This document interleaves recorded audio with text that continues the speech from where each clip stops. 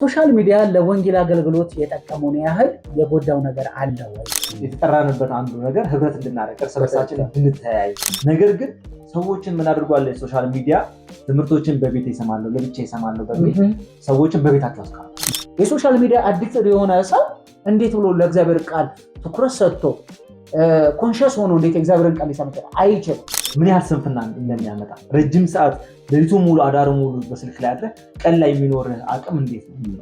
ለምናየው ነገር ጥንቃቄ ልናደርግ ይገባል። ለምን ከተባለ ሱሰኛ እንዳንሆን፣ እንደገና ደግሞ ለተለያዩ የኃጢአት ልምምዶች ኤክስፖዝ እንዳንሆን። ፌመስ ደግሞ ገንዘብ ለማግኘት አሁን ከምናየው ነገር ሳይሆን ከምንለቀው ነገር አንጻር ለምንድን ነው ሶሻል ሚዲያ እየተጠቀምንበት ያለው? አሁንም ከዚህ የሶሻል ሚዲያ ሱሰኝነት ነፃ መውጣት አቅቷችሁ ከሆነ የሚረዳችሁን ነገር እንጠቁማችሁ። የእግዚአብሔር ጸጋ ይረዳል።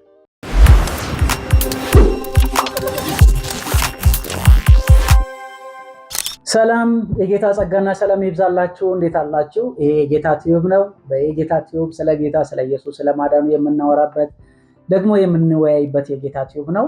ዛሬም በአንድ ሀሳብ ወደ እናንተ መተናል። በዚህ በምናነሳው ሀሳብ ላይ ከእናንተ ጋር የምንወያይ ይሆናል። ለዛሬ ያነሳነውና የመረጥነው ሀሳብ ሶሻል ሚዲያ ለወንጌል አገልግሎት የጠቀመውን ያህል የጎዳው ነገር አለ ወይ በሚል በዚህ ሀሳብ ከወንድሜ ከጆ ጋር በመሆን አብረን የምንወያይ ይሆናል። እናንተም የጌታ ቲዩብን ሰብስክራይብ፣ ላይክ፣ ሼር በማድረግ ቤተሰብ እንድትሆኑ በዚሁ በጌታ ፍቅር እናሳስባለን። ስንመለስ በሀሳባችን ላይ እንወያያለን። አብራችሁን ቆዩ።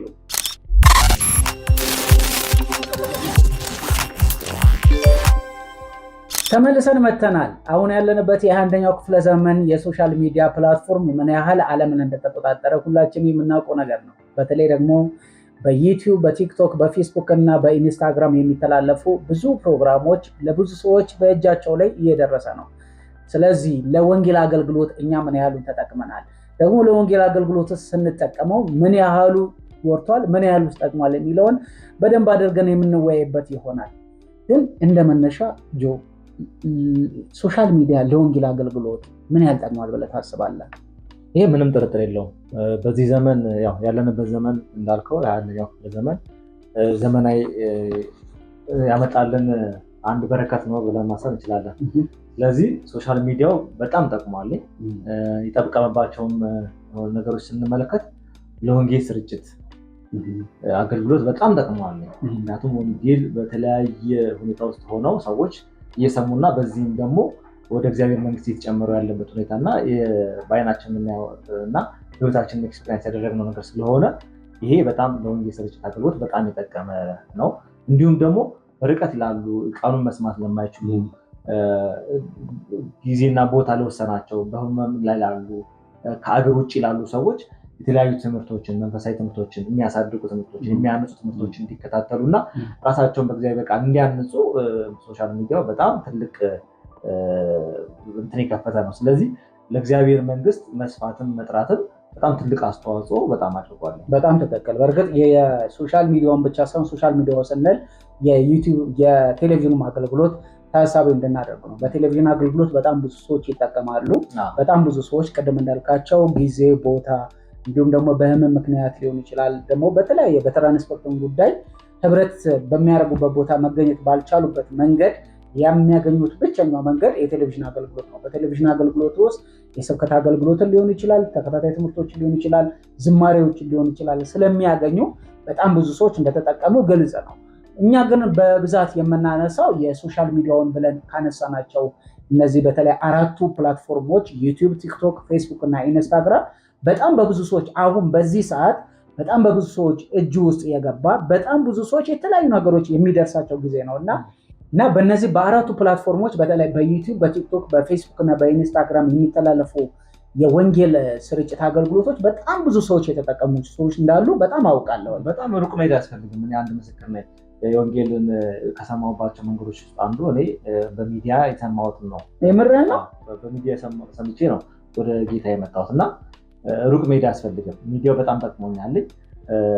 የተለያዩ ትምህርቶችን፣ የተለያዩ ዝማሬዎችን፣ መልእክቶችን በመስማት ከዛ በኋላ ያ ትምህርት በእግዚአብሔር ቃል በማስደገፍ ነው ወደ ጌታ የበለጠ። ግን እንደ ጥያቄ የመጀመሪያ ቀን የሰማኸው የወንጌል አገልግሎት ወይም ደግሞ ትምህርት ታስታውሳለህ? በስፔሲፊክ አልሰማም። ሂደታዊ ነው። እኔ ወደ ጌታ የመጣሁበት መንገድ በሂደት ነው እና አንዳንድ የምሰማቸው ትምህርቶች እና ጥያቄ ተፈጥሮብኛል። ከዛ እግዚአብሔር ቃል አጠናለሁ።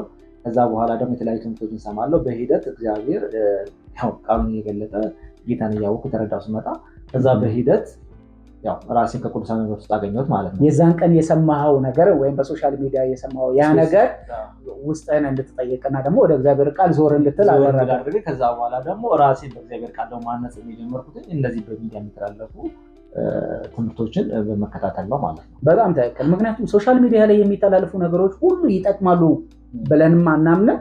በሶሻል ሚዲያ ደግሞ የሚተላለፉ ነገሮች ሁሉም ይጎዳሉ ብለንም ደግሞ አናምንም።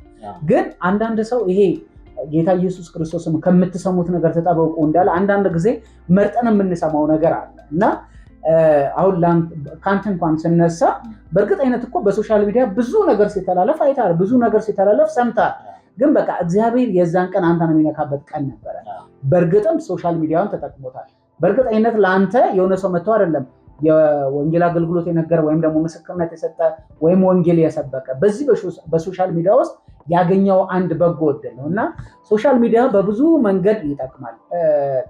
ሌላ ቀርቶ እኛ እንኳን አሁን ባለንበት ህብረት ቦታ ላይ ህብረት ማድረግን በማንችልበት ጊዜ በህመም ሊሆን ይችላል፣ በስራ ጉዳይ ሊሆን ይችላል፣ በተለያዩ ምክንያት ህብረት ማድረግ በማንችልበት ጊዜ ብቸኛ በመንፈስ ሆነን ህብረት ልናደርግበት የምንችልበት አንዱ መንገድ ሶሻል ሚዲያ ነው።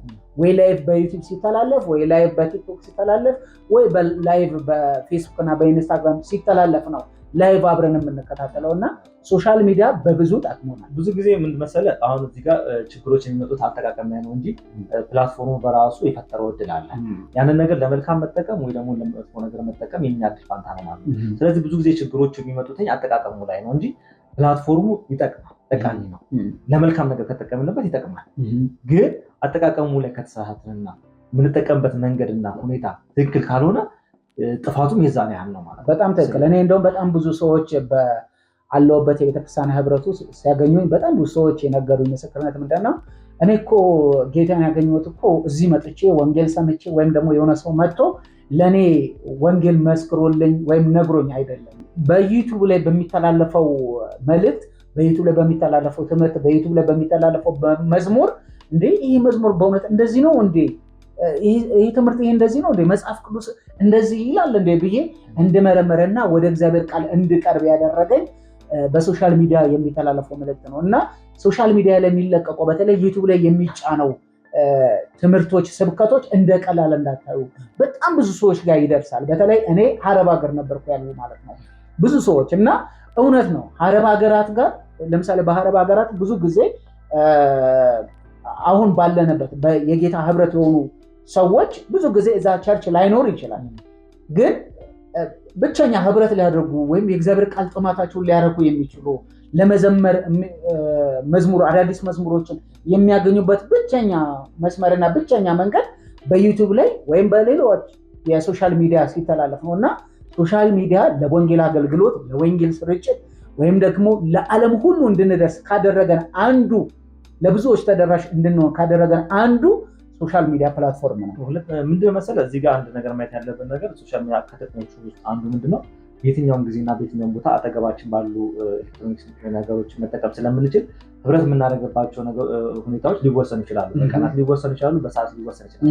እነዚህ ፕላትፎርሞች ግን እጃችን ላይ በቀላሉ ባሉ ስልኮች በተለይ በኮምፒውተር በላፕቶፕ የምንጠቀማ ስላለ ጊዜ ቦታ ሳይወስነን ሙሉ ቀናችንን ወይ ደግሞ ጊዜዎቻችንን በእግዚአብሔር ሀሳብና በእግዚአብሔር ቃል ለማሳለፍ እድሉን ሊሰጠን ይችላል። በስራም ቦታ ልንሆን እንችላለን፣ በቤት ውስጥ ልንሆን እንችላለን። በየትኛውም ሁኔታ ውስጥ የምንሰማውን ነገር ከመረጥን በእግዚአብሔር መንፈስ ውስጥ በህልውና ውስጥ የመሆን እድል እናገኛለን። እየተከታተላችሁ ያላችሁት የጌታ ዩቲዩብ ነው። ለዛሬ ሀሳብ አንስተን እየተወያየንበት ያለ ነው ሶሻል ሚዲያ ለወንጌል አገልግሎት የጠቀመውን ያህል የጎዳው ነገር አለ ወይ በሚል ነው። ስለ ሶሻል ሚዲያ ጥቅሙን አንስተን እየተወያየን ነው። ተመለሰን ስንመጣ ደግሞ የሶሻል ሚዲያ አጠቃቀማችን በራሱ ግን እንዴት ነው የሚለውን አንስተን የምንወያይ ይሆናል። አብራችሁን ቆዩ።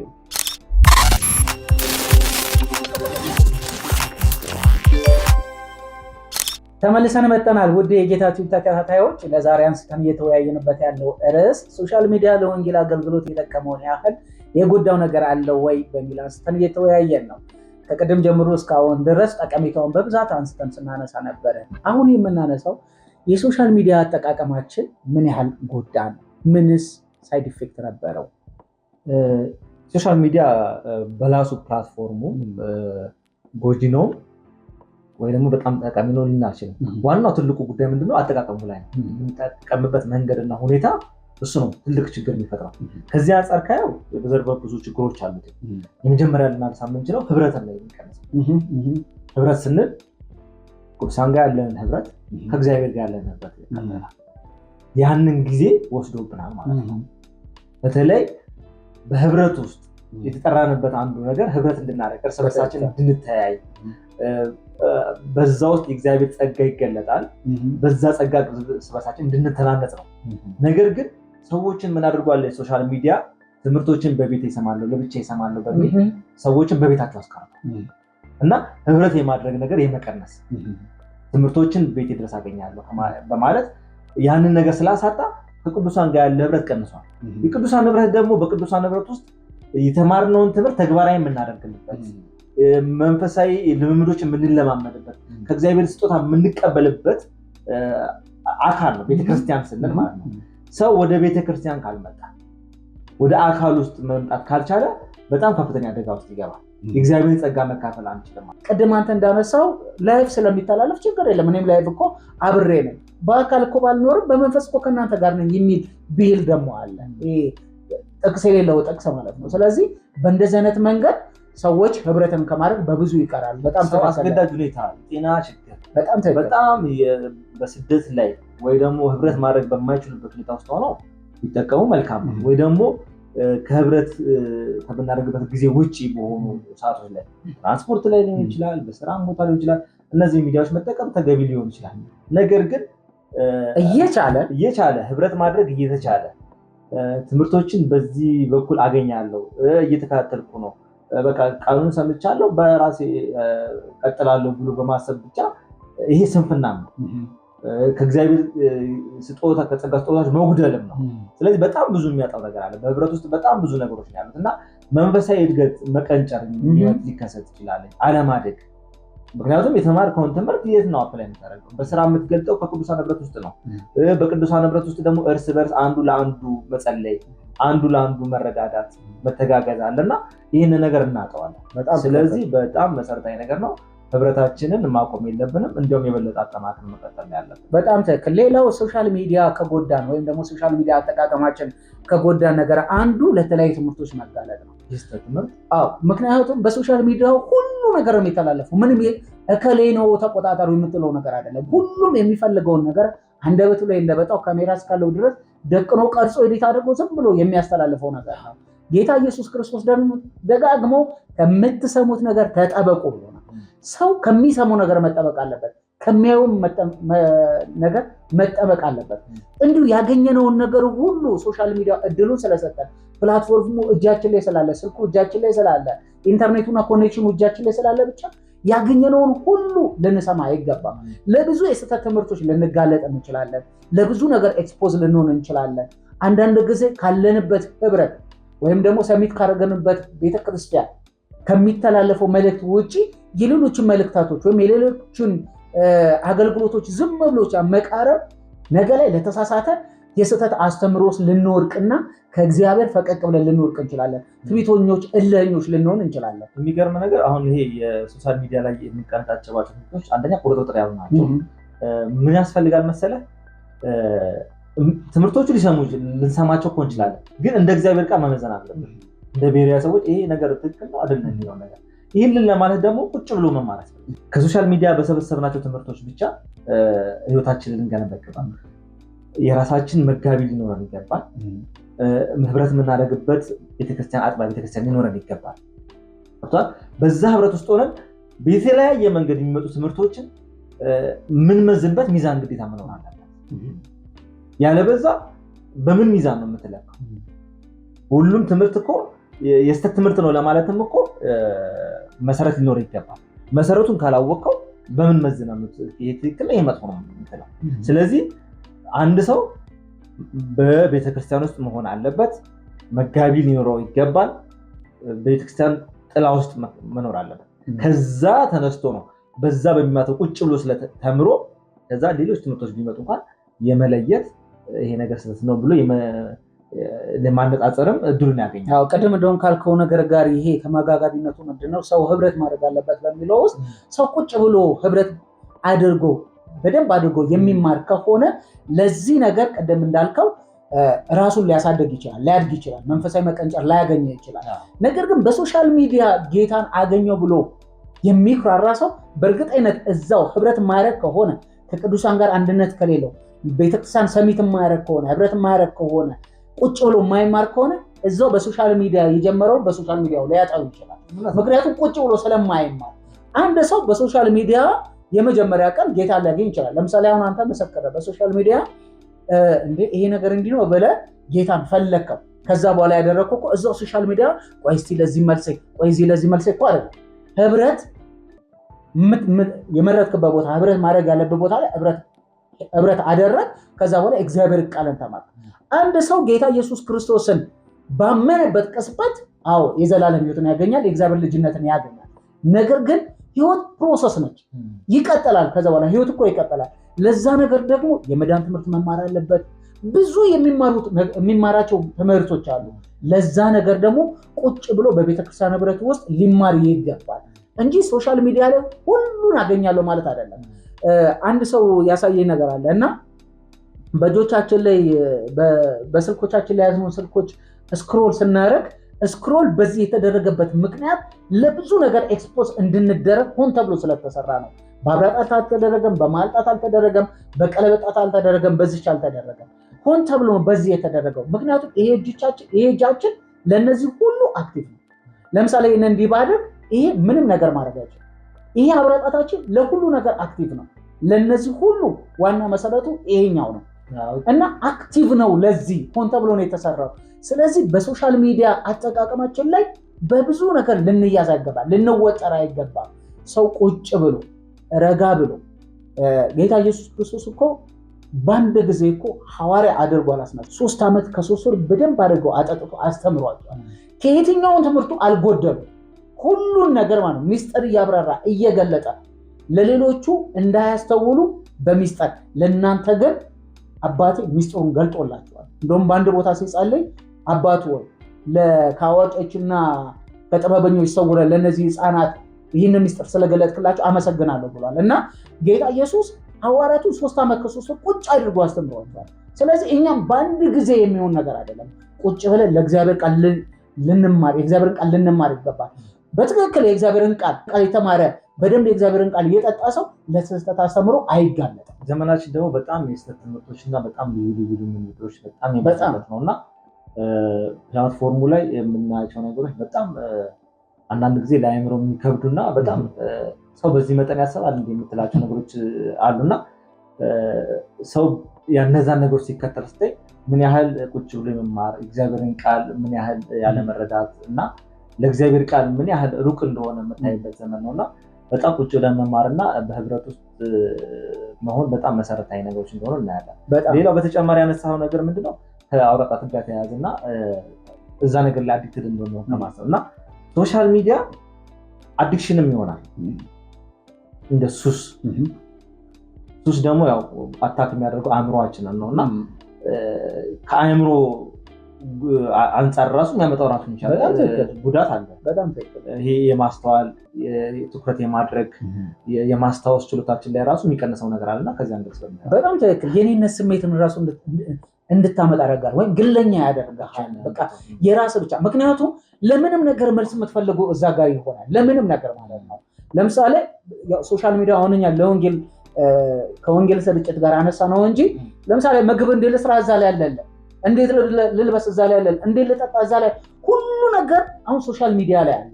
ስለዚህ ሁሉን ነገር ስልክ ላይ ብቻ የምታደርገ ከሆነ በቃ ከማንም ምንም ነገር አትፈልግም። ምናልባትም ለመጸለይ የምትፈልገውን ነገር እዛ ውስጥ ልፈልግ ትችላለህ። ጥገኛ ያደርጋል። አዎ እዛ ላይ ብቻ ላይ ጥገኛ ትሆናለህ። እና ይሄ ቅድም እንዳልከው ህብረት ማድረግ የሩቅ ጉዳይ ይሆናል። ቁጭ ብሎ የእግዚአብሔርን ቃል መስማት እንዴት ሊሆን ይችላል? የሶሻል ሚዲያ አዲክትድ የሆነ ሰው እንዴት ብሎ ለእግዚአብሔር ቃል ትኩረት ሰጥቶ ኮንሽስ ሆኖ እንዴት እግዚአብሔርን ቃል ሊሰማ ይችላል? አይችልም። ከዛ ነገር ውጭ ስትሆን ራሱ ይሄ ድብርት፣ ጭንቀት፣ ፍርሃት የተለያየ ነገሮች መግባት ይከሰታል። ብዙ ጊዜ አሁን አንዳንድ ቲኔጀሮች ላይ ስትመለከት ስልካቸውን ሲያጡ በቃ አዲክት ከመሆናቸው የተነሳ አእምሯቸውን መቆጣጠር እስኪያቅታቸው ድረስ በቃ ያንን ነገር በጣም ይፈልግ ህፃናቶች ላይ ምናምን ተመልክተው አስተውለው ከሆነ በጣም በቃ አእምሯቸው ይሄ መደንዘዝ በቃ የማሰብ ችሎታ የማጣት እስከ ማጣት ድረስ ያደርሳል እና ይሄ ነገር በጣም አደገኛ ነገር እና ይሄ ሱስ ሆኖ የሰዎችን ማህበራዊ ይሁን አካላዊ ጉዳት እስከ ማምጣት ድረስ የደረሰ ነገር እና አጠቃቀሙ በጊዜ ገድበ ነው በሰዓት ገድበ ነው ለይተ ነው ካላደረግነው በጣም መዘዙ ከባድና ለወደፊት የሚያስፈራና አደገኛ ሁኔታ እንደሆነ እኛ አሁን ከወንጌል አገልግሎት ጋር አነሳ ነው እንጂ አሁን ልክ እንዳልከው በአካላችን ላይ የሚያደርሰው ጉዳት ቀላል የሚባል ጉዳት አይደለም። አይምሮአችን ላይ አይናችን ላይ የሚያመጣው ጉዳት በጣም ከፍተኛ ነው። እንደውም አንድ ሰሞን በጥናት መሰረት የሰው ልጅ ከዚህ እስከዚህ በላይ የሚመለከት ከሆነ ይሄ አይኑ መስመር በማውጣት ፈጽሞ እንደሚፈነዳና እጅግ የሚሰቀጥጥ እንደውም ለምስክርነት የቀረቡ ብዙ የውጭ ሀገር ዜጎች ለዚህ ነገር ምን ያህል እንደተዳረጉ የሚያሳይ ቪዲዮ ተለቆ ነበር እና ቪዲዮንም ካገኘነው ለእናንተ ሼር የምናደርግ ይሆናል እና እኛ ከመንፈሳዊ አገልግሎት ወይም ደግሞ ከወንጌል ስርጭት አገልግሎት አነሳን እንጂ በአካላዊ አሁን ይሄንን የሚሰሙ ሰዎች የግድ አማኝ መሆን አይጠበቅባቸውም። በጣም ብዙ ሰዎች አማኝ እንኳን ባይሆኑ በሌላ ሃይማኖት ህብረት ውስጥ ያሉ በሌላ የሃይማኖት ተቋም ውስጥ እንኳን ያሉ ሰዎች በዚህ ነገር አዲክትድ ሆነዋል። ከዚህ ነገር እንዴት ነው የምወጣው ብሎ እንኳን የሚያስቡ የሚጨነቁ ብዙዎች እንዳሉ በጣም እርግጠኛ ነኝ። ምክንያቱም ሱስ ቀላል ነገር ስላልሆነ ማለት ነው። በጣም አደገኛ ነገር ነው። ይሄ ነገር አይተህ ከሆነ አስተውለህ ከሆነ ረጅም ሰዓት በሶሻል ሚዲያ ላይ ትቆይና ከዛ በኋላ አስቀምጠህ ወይ ለመጸለይ ወይ እግዚአብሔር ቃል ለማጥናት አይምሮ ራሱ ጨረሻ መጣበት እና ምን ያህል አእምሮአችን ላይ ተጽዕኖ እንደሚፈጠር በተመሳሳይ ይሄ ወደ ጸሎትና እኛ ያው ከመንፈሳዊ ነገር አንጻር ስላየነው ነው እንጂ ለስራ ምን ያህል ስንፍና እንደሚያመጣ ረጅም ሰዓት ሌሊቱን ሙሉ አዳሩ ሙሉ በስልክ ላይ አድረህ ቀን ላይ የሚኖርህ አቅም እንዴት ነው? በስራም ቦታ ብለው በተለያየ ነገር ላይ ምን አይነት አቅም ይዘን ነው እና ይሄ ነገር በኢኮኖሚም በማህበራዊም በትዳር ውስጥ አካላዊ ኢቭን ትዳር ውስጥ ራሱ ተጽዕኖ ውስጥ ይከታል። በባልና በሚስት መካከል በአባትና በልጆች መካከል ያለው ግንኙነት ምን ያህል እንደሚቆጣ ተመልከት። በጣም እንደውም አንድ ጊዜ አንድ ወንድም በቅርብ መሰለኝ አብረው የሚሰራ ባልደረባ ምን አለኝ፣ ዘመዶች ጋር ሄድኩኝ አለ እና አክስቴ ቤት ሄጄ አለ ከብዙ ጊዜ በኋላ ነው ልጠይቃቸው ሄድኩት አለ እና ገብቼ ቁጭ አልኩኝ ሶፋ ላይ አለ። ከዛ ሰላም አሉ፣ ሁሉም ሰላም እንዴ ምናምን አሉኝ። ሰላም አሉኝ፣ ቁጭ አልኩኝ። ከዛ በኋላ ለአንድ ሰዓት ያህል ማንም እኔን ምንም ያናገረኝ የለም። እናትና አባት በአንድ በኩል ለፊትና ለፊት የሆነ ስልክ ይዘዋል፣ ሁለት ልጆች ስልክ ይዘዋል። የቤቷ ረዳት ቁጭ ብላ ቡና መታፈላው ጋር ስልክ ይዛለች።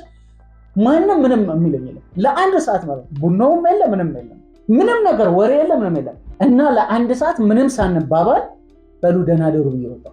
ለደህና ደሩ ራሱ መልስ አላገኘሁም ማለት እና ምን ያህል ሶሻል ሚዲያ በአንድ ቤት ውስጥ እንኳን አሁን እኛ ቀደም እንዳልከው ለመንፈሳዊ ነገር አነሳ ነው እንጂ በአንድ ቤት ውስጥ እንኳን ምን ያህል እንዳደረገ ግለኛ አድርጓል። ይሄ እኮ ነው እኛ ቤተክርስቲያን ጋር እናስባለን እንጂ በቤታችን ውስጥ እኮ ራሱ ቦንዲንግ አልሰጣንም እኮ እንድንተሳሰር አላደረገም። ምክንያቱም ሁሉም ሰው የራሱን ነገር ይዞ የራሱን ነገር ነው የሚያወራው እና መወያየት የለም። እንዴት ነው አንድ ክርስቲያን ቤት ውስጥ እንደዚህ አይነት ሶሻል ሚዲያ ተጠቃሚ ባለበት ውስጥ እንጸልይ ብትለው በእርግጠኝነት እንደው አንተ እንዳይከፋ አንተ እንዳታዘን እሺ ሊል ይችላል። ግን እግዚአብሔር ሞቲቭህን ነው የሚያየው፣ ውስጥን ነው የሚያየው። በምን አይነት መንፈስ እንደቆምክ እኮ የሚያየው የእግዚአብሔር መንፈስ ነው። መንፈስ ሆነ መጸለይ የሚባል ነገር አይታሰብም። በአእምሮ ልጸልይ ይችላል፣ ቃላት ልናገር ይችላል። ግን በትክክለኛ በእግዚአብሔር ሕልውና ውስጥ ሆነህ ግን በትክክል ከእግዚአብሔር ጋር ህብረት ማድረግ እና ከእግዚአብሔር ጋር መነጋገር በጣም አስቸጋሪ። ምክንያቱም ሰው ሊሆን ነው የሚመስለው። ለምሳሌ አሁን ጴጥሮስ አንዱ የተወቀሰበት ነገር ምንድነው? አንተ ንግግር ራሱ ያስታውቃል ከነሱ ጋር ነበርክ ነው አይደል የተባለው። ንግግር ይገልጣል አይደል? ሙሴ ከእግዚአብሔር ጋር ውሎ ሲወጣ ፊቱ አንጸባረቀ። ምንድነው ያንጸባረቀው? የሆነ ነገር እኮ ስላደረገበት እኮ አይደለም። የእግዚአብሔር ሕልውና ብርሃን ነው፣ እጅግ የሚደንቅ ብርሃን ነው። ስለዚህ እዛ ብርሃን ውስጥ ገብቶ ሲወጣ ያ ብርሃን ነው ያንጸባረቀው። ሰው ውሎውን ይመስላል የሚባለው ለዚህ። ስለዚህ አንተ ቀኑን ሙሉ የዋልከው ሶሻል ሚዲያ ላይ የተለያየ ነገር ስጠጣ ከሆነ የጠጣኸው ነገር ነው የሚወጣው። ከዚህ ጋር የዘን ማየት የምንችለው ነገር አለ። በሶሻል ሚዲያ አንደኛ የሚያለማምደን ኃጢአትንን እና የዓለማዊነት በጣም ትክክል አይተኮን ስክሮል ስናደርግ የሚመጣው በጣም መዓት ነገር ነው የሚመጣው። ዓለማዊ ሰው አለ፣ ከሌላ ሃይማኖት የሆነው አለ፣ ፍልስፍናው የሚያመጣው አለ፣ ይሄ ስኮላሩ ትምህርት የሚያመጣ የተለያየ ትምህርት አለ፣ የተለያየ አስተሳሰብ አለ፣ የተለያዩ ልምምዶች በቃ ሰው የወደደው የፈለገው በቃ በልቡ ያለው ሁሉ የሚዘረግፍበት ማንንም የሚከለክለው ያን ሁሉ ስናግበሰብስ እንውልና እለት ያን ሁሉ ስናግበሰብስ የሰማናቸውና ያየናቸው ነገሮች እኛን የመቆጣጠር አቅም አላቸው። ምንም ግልጽ። ስለዚህ ቀኑ ሙሉ ስንሞላ ምን ስንሰማዋል። አንዳንድ ጊዜ ሰዎች ከኃጢአት መውጣት ወደ እግዚአብሔር መቅረብ ብዙ ነገር ይፈልጉና ያን እግዚአብሔርን ፕሬዘንስ ያጡታል። አባቴ በአእምሮ ውስጥ ምንድን ነው የተጠቀጠቀው? ከየት ይምጣ? ሲሞላ ያማል እግዚአብሔር ቃል ነው። ስናስበውና ስናሰላስል ነው ምንድን ነው? የእግዚአብሔር ቃል በሙላት ይኖርባችሁ፣ መንፈስ ሙላባችሁ የተባለው ነገር እነዚህ ሁለቱ ነገሮች እኮ ምን ያለው ሌላ ነገር ተጠቅጥቆ እንዴት በእግዚአብሔር ፕሬዘንስ ውስጥ እንችላለን? ስንዘምር እንዴት በመንፈስ ማምለክ እንችላለን? እንዴት በመንፈስ ሆነን መጸለይ እንችላለን? ይሄ ፈጽሞ እርስ በርሱ የሚጋጭ ነገር ነው። ስለዚህ ውላችን በሶሻል ሚዲያ የሚመጣ ዓለማዊነት የኃጢአት ልምምድ ስፍር ቁጥር የለው። በጣም ትክክል። የእግዚአብሔርም ጸጋ ይርዳን በእውነት ለሁላችንም። ሁላችንም በዚህ ነገር አዲክትድ ስለሆነ ማለት እከሌ የምንለው ማንም የለም። ይህንን የምትሰሙ እናንተ እኛም ጨምር በብዙ ነገር በእንደዚህ አይነት ነገር አዲክትድ ነን። ቀኑ ሙሉ የምናያቸው ነገሮች በጣም ሁልጊዜም ቢሆን እግዚአብሔር የሚያሳዝኑ ናቸው። የእግዚአብሔር ቃል ቀኑ ሙሉ እግዚአብሔርን በመፍራት ኑር ይላል። እግዚአብሔርን ከምንፈራበት ነገር አንዱ ነገር እግዚአብሔር የማይከብርበትን ነገር አለማየት፣ እግዚአብሔር ደስ የማይሰኝበትን ነገር አለመመልከት። እግዚአብሔር በእኛ ውስጥ ነው ካልን እኮ የምናየውን ነገር እኮ እሱም አብሮን እያየ ነው። የምንሰማውን ነገር እኮ አብሮ ይሰማል። የሚገርምህ አንዳንድ ጊዜ ይሄ በአይናችን ግን የገባ ነገር ገብቷል፣ ታሰላስለዋለህ። በአይምሮ ያሰላሰልከው እንደሆነ ትክክል። ይሄ መጀመሪያ እኛ የሚገባው በማየትና በመስማት ምንም ነገር። ጠላት ደግሞ ትልቅ በር ነው ያገኘው። የሚፈልገውን ነገር ወደኛ ለማፍሰስ ትልቅ በር ነው ያገኘው። አይናችንን ትኩረታችንን ሰጥተን የምንመለከተው ነገር በቀላሉ ወደ አእምሮአችን ወደ ልባችን የመግባት አቅም አለ። በጣም ትክክል። ለዚህ ነው አንዱ የሶሻል ሚዲያ ተጽዕኖ ለተለያዩ የኃጢአት ልምምዶች ኤክስፖዝ ነው። ለተለያዩ የኃጢአት ልምምዶች ለምሳሌ ደጋግመን የሰማነው ቀልድ የሚመስለን ስድብ ምናልባት አንደበታችን ላይ የሆነ ሰውን አምልጦ ልንለው እንችላለን። ደጋግመን ያየናቸው ለምሳሌ ስክሮል ስናደርግ መቼም ጆንና እኮ ልዑል እኮ በጌታ ናቸው በኢየሱስ ክርስቶስ ናቸው ብሎ ስለ ኢየሱስ ብቻ የሚናገር ላያመጣልን ይችላል። ሴክሹዋሉንም ሊያመጣ ይችላል፣ ነውሩንም፣ ጦርነቱንም፣ ይሄ ቀጣጣ ቀልዱንም በቃ እኛን የማይመለከተን አንድ መንፈሳዊ ሰው ሊያዩ የማይመለከተው ሊመጣለት ይችላል። ስለዚህ ስጋ ደግሞ ሙሉ ለሙሉ አልተዋጀም። ታውቃለህ፣ መንፈስ በስጋ ላይ እርስ በርስ ናቸው የሚቀዋወሙት ማለት ነው። መንፈስ ነው ይላል፣ ስጋ ደግሞ ይጫናል። እርስ በርስ ሁልጊዜ መንፈስና ስጋ እንደዚህ እንደተቃወሙ ናቸው። ስለዚህ ሁልጊዜ እኛ ልንበረታ ይገባል። ለምናየው ነገር ጥንቃቄ ልናደርግ ይገባል። ለምን ከተባለ ሱሰኛ እንዳንሆን፣ እንደገና ደግሞ ለተለያዩ የኃጢአት ልምምዶች ኤክስፖዝ እንዳንሆን፣ ተጋላጭ እንዳንሆን እጅግ አብዝተን ልንጠነቀቅ ይገባል ለማለት እንወዳለን። አንድ ነገር ማንሳት የምፈልገው የኃጢአት ነገሮች ብዙ ጊዜ በሶሻል ሚዲያ የሚተላለፉ ነገሮች ከሆነ ማለት ነው ኖርማል የሚመስሉ ነገሮች አሉ። ኃጢአት ላይሆኑ ይችላሉ። ነገር ግን ይሄ ላይፍ ስታይል ሊሆን ይችላል። የባለጸግነትን ወደ ምድራዊነትን የሚያለማመዱ ለስጋ የሚመቹ ብልጽግናን የሚያሳዩ ምን ልበልህ፣ ለምሳሌ ፖለቲካም ሊሆን ይችላል። ኖርማል ነገር እኮ ነው፣ በራሱ ክፋት የለውም። ግን የሰውን አእምሮ መያዝ የሚችሉ ነገሮች አነቃቂ ንግግሮችና እሳቤዎች ሊሆኑ ይችላሉ። አስተሳሰብ ላይ ነው እነሱ የሚሰሩት። ያን አስተሳሰብ ታንጸባርቀዋል። በጣም ትክክል ነው። ላይፍ ስታይል የሆነ ሰው አንድ ሰው የእሱን ህይወት ላይፍ ስታይል በሚለቅበትና በምታይበት ጊዜ ጌታ ሆይ የለውም እኮ እኔን አታየኝም። በተለይ ደግሞ በዛ ሰዓት በምትመለከትበት ሰዓት የሆነ ጉድለት አይኖርም። እና እንደዚህ አይነት የሚተለቀቁ ኖርማል የሚመስሉ ነገሮች ነው። አንዳንድ ጊዜ ሰዎች ልቅ የሆነውና ይሄ በጣም የተጋነኑ የኃጢአት ልምምድና እርኩሰቶች ላይሆን ይችላል። ኖርማል የሚመስሉ አሁን ጠላት የሚሰራው አይተህ ከሆነ መጀመሪያ እንደ ክርስቲያን እንድናስብ እንደ ክርስቲያን እንድንኖር የተጠራንበት እውነት አለ። በእግዚአብሔር ቃል ውስጥ ያለው እውነት እንድናስብ እንድናሰላስል የተጠራንበት ሰማያዊ ነገር ጌታ ኢየሱስ ክርስቶስ መምጣት፣ የእግዚአብሔር መንግስትን ስራ እንደ ክርስቲያን በቲክቶክ ላይ እና በተለያየ ፕላትፎርም ላይ የምትመለከቷቸው ነገሮችን ማየታችሁ በራሱ ኃጢአት ነው ማለት ሳይሆን ስትመለከቱ ሰዎች ነን። ምንም ክርክር የለም። ሰዎች ነን። በምናየው ነገር እንማልላለን። ይሄ ዓለም ደግሞ በክፉ የተያዘ ነው። ምኞት ሊኖር ይችላል። ምኞት ይኖራል። እኛ ደግሞ የተባለው ከክርስቶስ ጋር ከሞታችሁ ከክርስቶስም ጋር ከተነሳችሁ ክርስቶስ በላይ ባለበት ያለውን እሹ እንጂ የምድሩን አይደለም። እኛ ደግሞ የምናየውን ነገር በተለይ ጉድለት ካለብን ያንን ነገር እንመኘዋለን። ምንም አያከራክርም። ግን እንደ ክርስቲያን ኮቴሽን አድርጉት፣ እንደ ክርስቲያን እኛ ልንኖር የሚገባው ጽድቅ ያለበትን ነገር የሆነ ጌታን የሚያስናፍቅ ነገር፣ ክብሩን የሚያስናፍቅ ከሱ ጋር ለመሆንን የሚያስናፍቅ እንጂ መልሰን ይሄ በተለያዩ የአነቃቂ ንግግሮች እንደገና ውስጣችን ተነቃቅቶ እንደገና ወደ ምድራዊ ነገር ውሻ ወደ ጥፋቱ እንደሚመለስን እንደዛ እንዳይሆን በጣም ልንጠነቀቅ ይገባል። በጣም ይሄ በተለይ አሁን ይሄ ጀነሬሽን ላይ ከሆነ በጣም ለገንዘብ ያለን ነገር ሁሉም ነገር በቃ ይሄ ገንዘብ ጌታ የሆነበት ዘመን ነውና ሁሉ ነገር ከገንዘብ ጋር ነው የሚያያዘው እና ሁሉ ሰው በገንዘብ ሁኔታ ላይ ይነቃቃል። አይተህ ከሆነ በቃ ብልጽግና የተሻለ ማንንም ሰው የተሻለ ህይወትን የተሻለ ኑሮ መኖር ይፈልጋል እና እንደዚህ አይነት ነገሮች ጆሮን ይመሳል። ለእንደዚህ አይነት ነገሮች ትኩረት የመሳብ ነገር አለ። ይሄ በራሱ መጥፎ ነው እያልን አይደለም። ሁላችንም መከራን ችግርን የሚፈልግ ሰው የለም። ነገር ግን በእነዚህ ነገሮች ተወጥሮ ተይዞ መቅረት ህይወትን ከዚህ ምድር ካለ ነገር ብቻ አያይዞ በዛ ነገር ውስጥ ብቻ ተሰፍቶ መቆየት። አሁን ክርስቲያኑ እስቲ ምንድን ነው እያየን ያለ ነው? ምን ሁኔታ ነው ይዞን ያለ ነው? እያንጸባረቅን ያለ ነው? ኢቭን ቪዲዮ ማየቱን ብቻ ሳይሆን ስንለቅ እንኳን ራሱ ምን አይነት ነገሮች ነው የምንለቀው? እንደ ክርስቲያን ወደ እግዚአብሔር ወደ መምሰል የሚያሳድጉ ነገሮች ናቸው የምናስተላለፋቸው ነገሮች። መንፈሳዊ ነገራችን ላይ የሚጨምር ነገር ነው እያስተላለፍን ያለ ነው።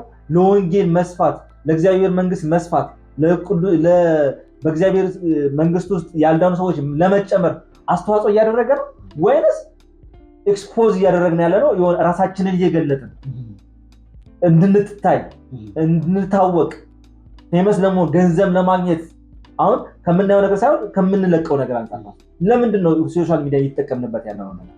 ራሳችንን ለማስተዋወቅ ራሳችንን ፕሮሞት ለማድረግ ነው እየተጠቀምንበት ያለው። ይሄ ከሆነ በጣም ስህተት ነው። ይሄንን ሚዲያ መዋጀት ያስፈልጋል። በጣም ትክክል። የእግዚአብሔርን ቃል እንደሚናገረን በመጠን ኑሩ ተብለናል። ስለዚህ ሁልጊዜም ቢሆን አንድ ክርስቲያን በመጠን እየኖረ ሁልጊዜም ቢሆን ጌታ ኢየሱስ ክርስቶስን ከላይ የሚመጣውን ብሩኩን ተስፋ መናፈቅ ነው ያለበት። እየተከታተላችሁ ያላችሁት የጌታ ቲዩብን ነው። ለዛሬ ሀሳብ አንስተን እየተወያየንበት ያለው ርዕስ ሶሻል ሚዲያ ለወንጌል አገልግሎት የጠቀመውን ያህል የጎዳው ነገር አለ ወይ በሚል ሀሳብ አንስተን እየተወያየን ነው። እስካሁን ድረስ የሶሻል ሚዲያውን ጠቀሜታ፣ አጠቃቀማችንን ደግሞ ሱሰኝነትን አንስተናል። ተመልሰን ስንገናኝ ደግሞ ከዚህ ከሶሻል ሚዲያ ሱሰኝነት አንድ ክርስቲያን ምን ቢያደርግ መውጣት ይችላል፣ ነፃ መውጣት ይችላል የሚለውን የምናየው ይሆናል። አብራችሁን ቆዩ።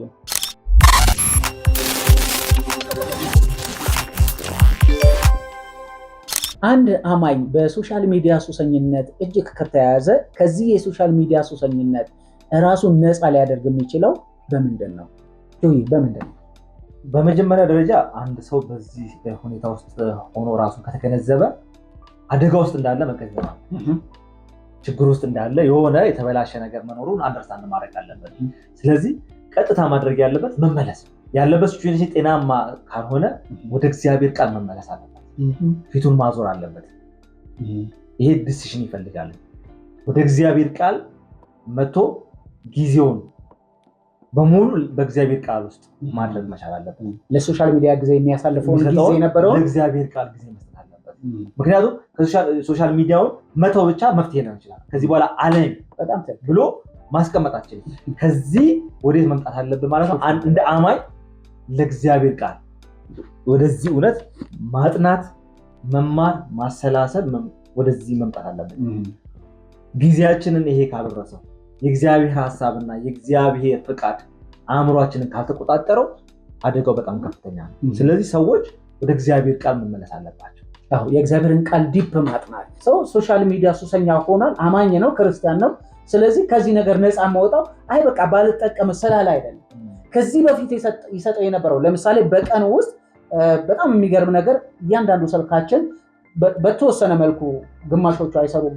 20-25% አሁን ያለው ስልክ አይሰራም እንበል እንጂ 75%ቱ ስልካችን በሶሻል ሚዲያ ያሳለፍነውን ጊዜ ይመዘግባል፣ ምን ያህል ሰዓት እንደተጠቀም። ስለዚህ ለምሳሌ በአንድ ቀን ውስጥ በሶሻል ሚዲያ ታሳልፍ የነበረው 5 ሰዓት ከሆነ እንደ 5 ሰዓቱ ይቅር በቀን ውስጥ 1 ሰዓት ለእግዚአብሔር ቃል ከሰጠን በእውነት አንዱ ሰዓት የእግዚአብሔር ቃል በብዙ ህይወትን ይለውጣል። 1 ሰዓቱ 1000 ዓመት እንዳጠና ያህል ብዙ መገለጦችን ሊሰጥ ይችላል። ብዙ የቃሉን ደጆች ሊከፍትልህ ይችላል ማለት ነው። ስለዚህ መመለስ የሚለው ቃል በጣም ወሳኝ ነው። እዚህ ጋር መመለስ ስንል ወደ ብዙ ነገሮች ነው። ያው አንዱ ወደ እግዚአብሔር ቃል ነው። የእግዚአብሔር ቃልም አንደኛ በማጥናት በማየት ነው። ሁለተኛ ደግሞ ወደ ቅዱሳን ህብረት በመመለስ ውስጥም እዛ ውስጥ ወደ አቅጣጫህን ኢንቫይሮንመንት መቀየር የሚመጣ ነገር አለ። ወደ ቅዱሳን ህብረት ማለት በዛ ቤተክርስቲያን ውስጥ ትምህርቶችን መማር፣ እዛ የተለያዩ የበጎ ስራዎች ላይ መሳተፍ፣ በቅዱሳን ህብረት ውስጥ ስትሆን የሚደረጉ በእግዚአብሔር መንግስት ያሉ አክቲቪቲዎች አሉ። በዛ ነገሮች ውስጥ መሳተፍ ከዛ ነገር ላይ እንድትላቀቅ ያደርጋል። ስለሆነ ተግባራዊ ስለሆነ ትማራለህ፣ ትጸልያለህ፣ ቃል ታጠናለህ፣ ከወንድሞች ጋር ህብረት ታደርጋለህ፣ መልካም ስራዎችን ትለማመዳለህ፣ የተለያዩ አገልግሎቶች ታገልግላለህ። ሌላው ደግሞ መመለስ ያለብን ለጸሎትና ለመንፈሳዊ ልምምዶች ራሳችንን ኤክስፖዝ ማድረግ። ለምሳሌ በመጀመሪያው በሶሻል ሚዲያ አጠቃቀማችን ላይ ኤክስፖዝ የሆነው ለኃጢአት ለተለያዩ ልምምዶች ከነበረ አሁን ደግሞ ራሳችንን ኤክስፖዝ ማድረግ ለምን? ለጸሎት ለመንፈሳዊ ልምምዶች። በጸሎት ውስጥ በጣም ብዙ ነገሮች አሉ። በመንፈሳዊ ልምምዶች ውስጥ በጣም ብዙ ነገሮች አሉ። ቅድም አንተ ያነሳቸው ብዙ ነገሮች አሉ። አንድ ላይ ህብረት ማድረግ፣ ለጸሎት መትጋት፣ ቃሉን ማጥናት፣ የታመሙትን መጠየቅ ሊሆን ይችላል፣ የታሰሩትን መጠየቅ ሊሆን ይችላል። በቤተክርስቲያን ውስጥ የተለያዩ የሚደረጉ እንቅስቃሴ ስራዎች አሉ። በዛ ውስጥ ራስን ኤክስፖዝ ማድረግ ከዚህ ነገር ፈጽሞ ነፃ እንድትወጣ ያደርጋል። ስለዚህ ሰው ለጸሎት እጅግ መትጋት አለበት። እንደገና መንፈሱን መነቃቃት አለበት። እንደገና በእግዚአብሔር ፊት መንበርከካል። ልቡንም እግሩንም ጉልበቱንም ማንበርከክ አለበት። እግዚአብሔር ደግሞ የተሰበረውን ልብ ፈጽሞ እጅግ የማይንቅ ነው። እንደውም የሚራራ ነው። አለመራራት የማይችል ሊቀ ካህናት ያለን በጣም ይራራል። እንደገና እንድንነሳ እንደገና እንድንነቃ። እንደውም እግዚአብሔርን ተስፋ የሚያደርጉ ሁሉ አያፍሩም፣ ኃይላቸውን እንደ ንስር ያድሳሉ፣ ይሮጣሉ አይደክሙም፣ ይሄዳሉ አይደክሙም ተብሎ ተጽፏል። ስለዚህ አማኝ ከእንደዚህ አይነት ልምዶች ነፃ የሚወጣበት አንዱ መንገድ ለጸሎት ራሱን ኤክስፖዝ ማድረግ። የሚገርም ነገር የእግዚአብሔር ቃል ሲናገር እኮ ዓለማዊ ምኞትና ኃጢአትን የሚያስገኝ እግዚአብሔር ጸጋ ተገልጧል። ጸጋው አለ፣ ጸጋው በእኛ ውስጥ ይሰራል።